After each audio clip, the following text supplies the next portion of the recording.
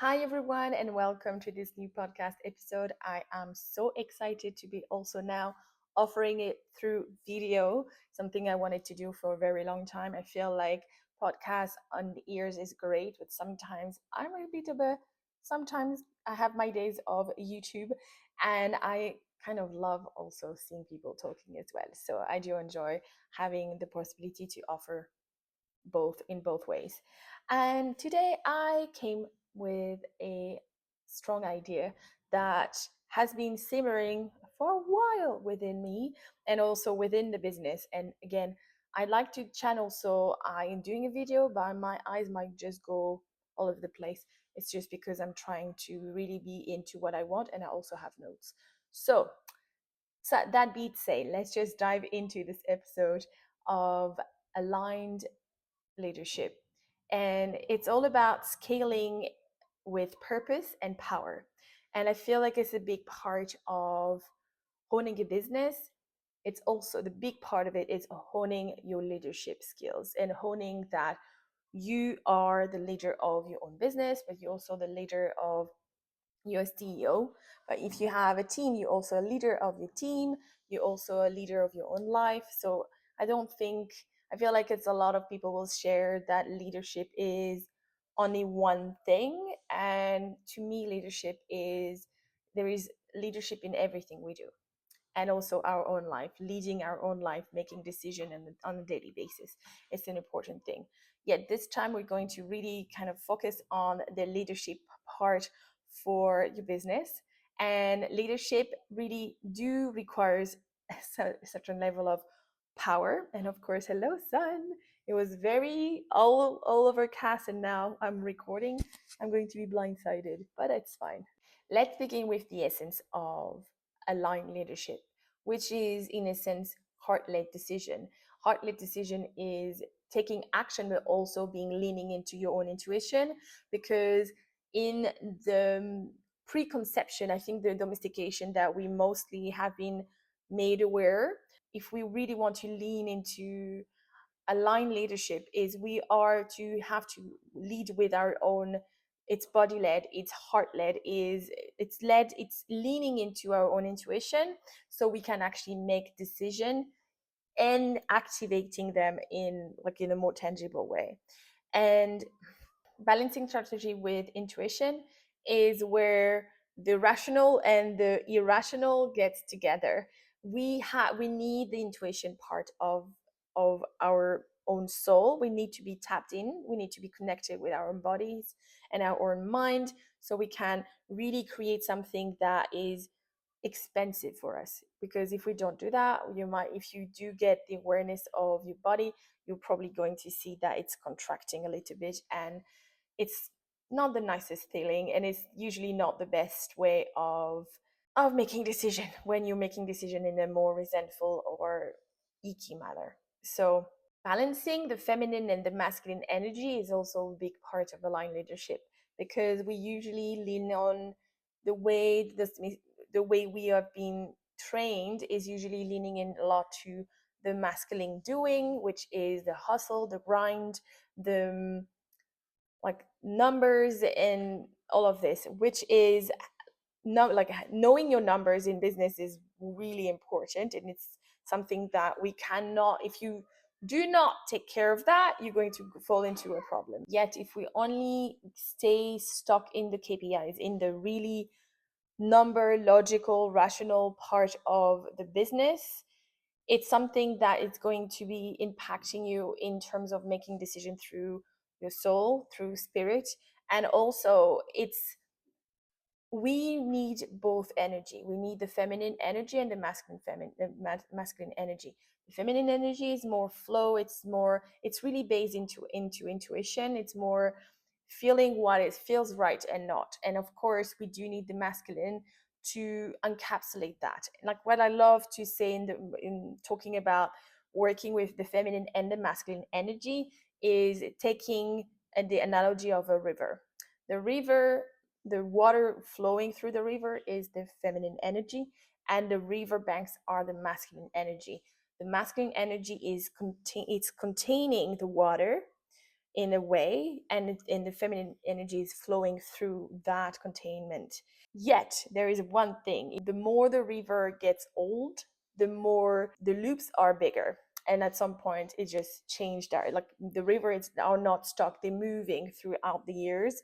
Not every year, but like it takes a long time to change direction, but it does it's change direction. So I think it's a great analogy talking about the feminine energy within the masculine energy. The masculine energy is holding the feminine energy. The feminine energy is slightly encouraging the masculine energy to change direction and go left and go right and everything. So that's the reason I love to see it this way, because the river needs the riverbank to flow, and one without the other makes no sense. It's not possible to have a river with no water and a river with no banks. If river without water is not a river anymore, it's just empty dirt field. Anyway, I just wanted to share that analogy, and I feel like it's something that really helped me to just grasp the idea of feminine energy and masculine energy. And if we are leaning into that, if we want to try to integrate the masculine energy and the feminine energy together, we are entering a more interconnectedness within our business. We are entering a way to lead very differently, because we don't lead the way of control or whatever masculine energy feels to you, but we are actually working with the control that is needed within your business, because a business needs structure, and the flow of intuition. So you can make your decision, you through intuition, you can plan your offerings through your own clarity within your feminine, and making it in action with the masculine. And I feel like when we are leaning into feminine energy uniquely, we are missing a piece of the activation, the doing. And the doing is necessary, because without, if you just plan on something, I have an idea of something, if there is no action after it, nothing gets created. So we are creators, we're creating our own life, we're also creating something within our business. If we are entering our businesses as leader, we have to know that we are creators, we're the artist of the business. So this week I would like to invite the feminine leadership within yourself. As I said to you, you do need the masculine, yet most of the time when we are in working on the business, in the business, we're usually relying on the masculine energy of doing and making things. Again, creating is actually more it's normally masculine, because we are making something about. Yet we, I really would love to invite you to go through more your feminine flow. And through this, for the feminine flow, is where in your business can you currently ask for more help, accept more help, maybe because you have been proposed, like someone offered you help and you said no. And it could be just not in your business, it could be in your life as well, because it's usually easier to say no, I do it myself. And if you are in the I do it myself, I invite you to really maybe try something different just to see how it goes this week. If you have a team, is there anywhere in your business within your team that you feel you don't trust anymore, you don't trust enough? Is there a way for you to lean into more trust with your team, and that could actually bring on more communication and having a meeting and asking them for feedback so you can become a better leader? To have a better leader, it's more leaning into creating, as I said earlier, more than reacting, because reacting is more something in the house is burning, let's just hose it, take the hose and take the fire out.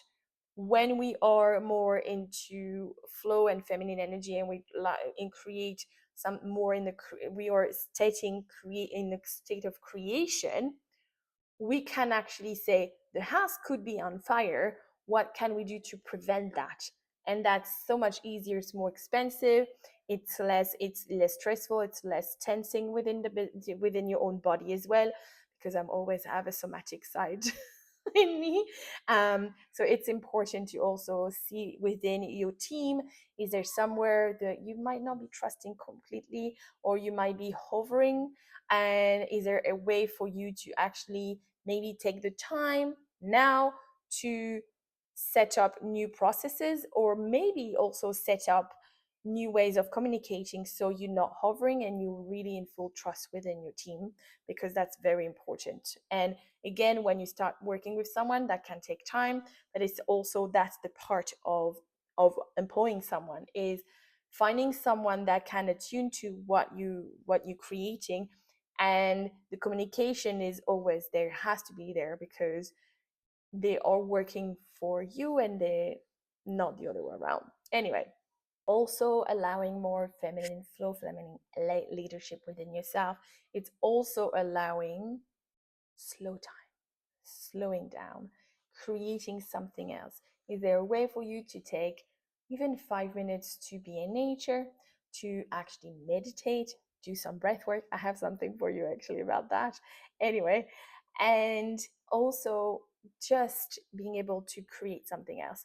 Maybe it's painting, maybe it's sewing, maybe it's going to your garden and sowing some seeds. Is there anywhere within your life or your business that you can create more space, so you can actually allow more intuition within yourself? Let me know if anything around tapping into a new intuition is something you'd like for me to go more deeper within a video or within a podcast. I'm going to just finish this YouTube video now, and I wish you a good one, and I see you to the next one. Bye bye.